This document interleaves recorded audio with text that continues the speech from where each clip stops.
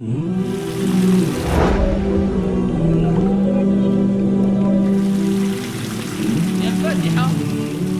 elle est appelée, elle a plusieurs noms. Fatihatul Kitab, Ummul Qur'an, Al-Asas, Al-Kafiya, Al-Shafiya.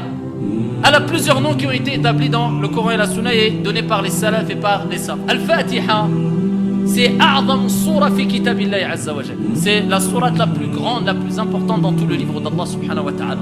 Et c'est pour ça qu'on commence par Surat Al-Fatiha et c'est l'ouverture. Et c'est Ummul Qur'an, la mère du Coran. Fatihatul Kitab, l'ouverture du Coran.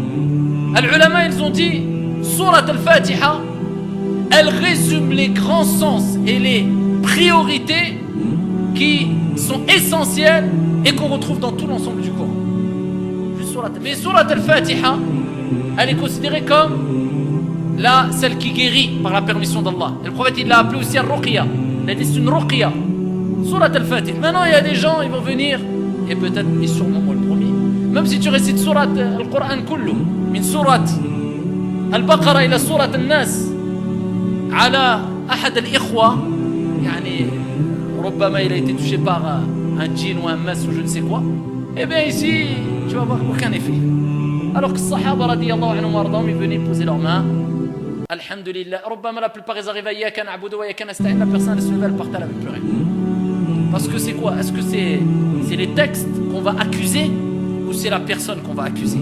C'est toi qu'on accuse, c'est pas le texte. Le Fatiha c'est une cause de guérison. Le Coran, le Karim tout entier c'est une cause de guérison, et particulièrement Surat Al-Fatiha. Allah dit وَنُنَزِّلُ مِنَ الْقُرْآنِ مَا هُوَ شِفَاءٌ وَرَحْمَةٌ لِلْمُؤْمِنِينَ. Et on a descendu dans le Coran ce qui a comme guérison et miséricorde pour les croyants. Il y a une guérison dans le Coran, mais particulièrement dans certains versets et certaines sourates où le prophète alayhi salam il a mis l'accent. Ayatul Kursi, c'est a'zamul aya fi kitabillah. Al-aya, on parle du verset. C'est Ayatul Kursi. Mais la plus grande sourate, c'est Surat Al-Fatiha. La plus importante sourate, Surat Al-Fatiha. Et le plus grand des versets, c'est Ayatul Kursi. Et Surat Al-Fatiha, qu'est-ce qu'il y a dedans? Il y a la glorification, la grandeur d'Allah Azza wa Jal. Les noms d'Allah subhanahu wa ta'ala, on trouve des noms d'Allah Azza wa Jal, les attributs d'Allah Jalla fi'ula. On trouve Al-Ibada, on trouve Al-Rububiyya dedans. On trouve l'assistance auprès d'Allah Azza wa Jal. On trouve le fait de demander à Allah de nous écarter contre l'égarement, contre l'agissement sans science. Mais est-ce que quand tu récites Surat Al-Fatiha, tu l'as médité, tu as Surat Al-Fatiha, Alhamdulillah, Rabbil Alamin, Rahman? Ouais, il a rien, je restais 100 fois âgé. Ibn al-Qayyim, rahimahullah ta'ala, il disait, j'avais l'habitude quand j'étais à la Mecque, quand je ressentais une douleur, de prendre l'eau de Zamzam et de réciter 7 fois Surat Al-Fatiha. Et elle est appelée aussi Sab'ul Mathani, les 7 répétés. Et réciter 7 fois Surat Al-Fatiha. Et il disait, après cela, je n'éprouvais plus aucune maladie et plus aucune douleur. Et c'est une guérison contre tous les maux. Et c'est pas parce qu'une personne va avoir un mot hissi, c'est-à-dire une maladie hissiya au point de vue dans son corps, comme par exemple une douleur à la jambe, au genou ou un mal à la tête, qu'il ne peut pas faire ruqya. Ruqya, c'est pour les maladies mentales, psychologiques, physiques, tout. C'est ça, c'est une guérison pour tout. Et ici, il disait, je restais 7 fois Surat Al-Fatiha dans l'eau de Zamzam, alhamdulillah, par la permission d'Allah, à chaque fois je guérissais et je me contentais de cela. Rapporté par l'imam Al-Bukhari wa ghayro, le prophète alayhi salatu wa salam, il a rappelé que c'était une ruqya.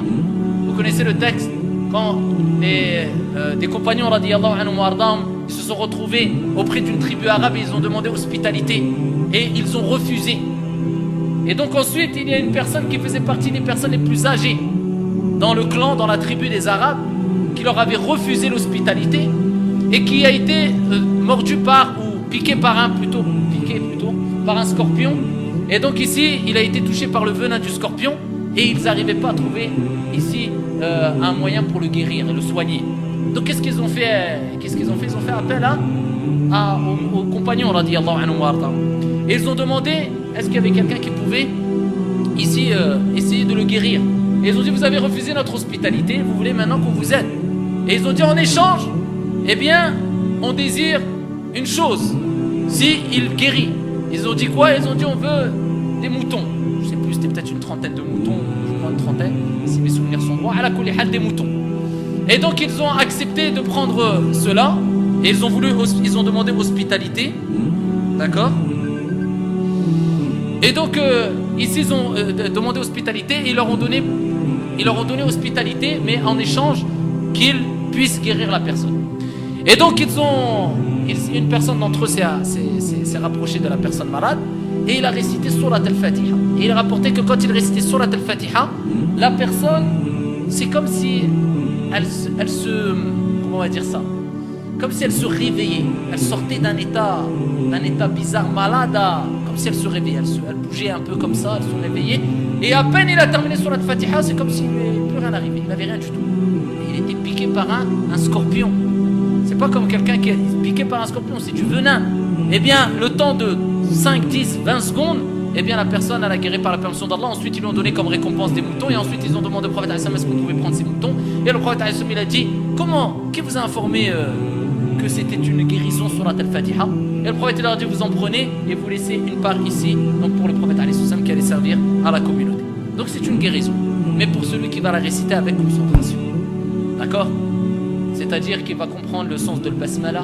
Les ulama ils disent que le passage qui est le plus fort dans Surat al-Fatiha et qui apporte le plus d'impact, certains savants disent que c'est quoi? Quand tu dis Iyyaka na'bud wa iyyaka nasta'in.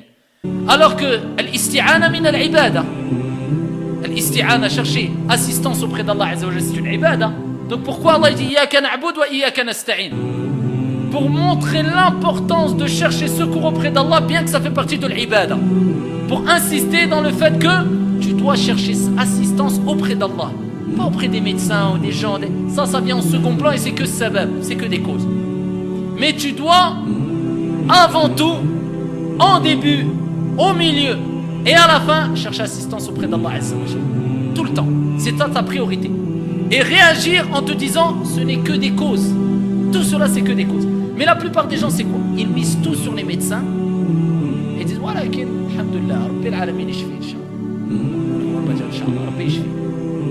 Mais c'est quoi? T'as mis quoi la priorité vraiment? Est-ce que t'as dit vraiment je sais que c'est Allah à 100%, c'est que des causes?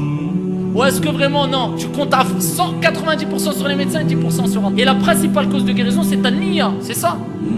Si toi tu as mis en avant, c'est Allah qui guérit.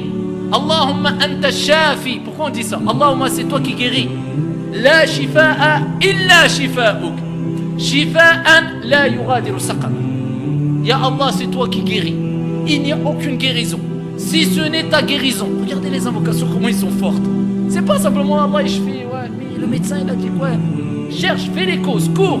Mais rappelle-toi et avant tout c'est Allah qui guérit. Et fawarabbil Kaaba, si juste vraiment tu as cette intention là déjà et tu comprends bien cela et tu poses ta main et tu récites en te concentrant bien, en méditant bien, par la permission d'Allah il peut guérir. Et les ulama ils ont dit il y a des causes de guérison. Parmi les causes c'est quoi? Parmi les causes, c'est de la crainte d'Allah Azza wa Jalla. Que le malade et celui qui lui fait ruqya craignent Allah Azza wa Jalla.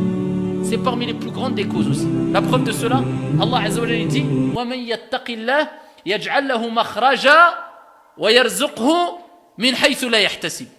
Celui qui craint Allah, c'est-à-dire qu'il يجعل بينه وبين غضب الله عز وجل وقاية وتلك الوقاية فعل الطاعات وترك المعاصي. C'est-à-dire, en bref, qu'il obéisse à Allah et qu'il délaisse les actes de désobéissance. Allah il dit celui qui craint Allah, on lui donne des issues favorables. Donc là, est-ce que tu es dans une gêne, tu es dans un problème quand tu es malade? Donc tu as besoin d'une issue favorable, oui ou non? C'est pour qui l'issue favorable? Celui qui craint Allah. En plus, Al-rizq c'est quoi? C'est ce n'est pas que l'argent. Al-rizq c'est quoi? C'est une femme pieuse, c'est un homme pieux, c'est la santé, c'est l'argent, c'est l'iman. Tout ça, ça fait partie du rizq, on est d'accord. Allah Azza wa Jalla dit وَيَرْزُقْهُ مِنْ حَيْثُ لَا يَحْتَسِبُ. Donc pour le malade, on comprend, Allah va lui donner la guérison, la bonne santé, d'où il ne s'attend même pas. Les gens, et combien de médecins ils disent on cherchait là, jamais on aurait cru que... Ou alors ils ne comprennent pas. Ils disent on a tout fait, mais du jour au lendemain, il n'a plus rien. C'est vrai ou pas? C'est quoi? On ne comprend pas.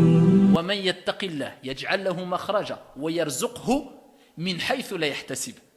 Parmi les plus grandes causes de guérison, c'est quoi? C'est taqwa Allah Azza wa Jalla. C'est la crainte d'Allah subhanahu wa ta'ala. Et ça, on peut dire, c'est parmi les plus grandes des causes de guérison. C'est de prendre considération que c'est Allah qui guérit, qui doit être au-dessus de tout le monde et qui doit être ta priorité dans ton intention. Et deuxième des choses, ta crainte d'Allah subhanahu wa ta'ala. Quand tu fais la ruqya et la personne à qui on fait ruqya, qui craignent Allah Azza wa Jal, et après, attends, bi'idhnillah Azza wa Jal, la guérison va venir. Et ne te précipite pas. Ayyub, ça a été après des années, alayhi salam, qu'il a guéri. Et ensuite il a dit, Ya Allah, qu'est-ce qu'il a dit Ayyub? Après des années, il a rapporté 10 ans, il a rapporté 18 ans. Qu'est-ce qu'il a dit? Massani ad-dur. Il n'a pas dit m'a détruit le mal, j'ai été pulvérisé, j'en peux plus, j'en ai marre. Maintenant c'est devenu une habitude, j'en ai marre. Alors c'est une plainte ça, il a dit quoi? Le mal m'a effleuré. Au bout des années de grosses maladies. Il a dit, toi tu es le plus miséricordieux des miséricordieux.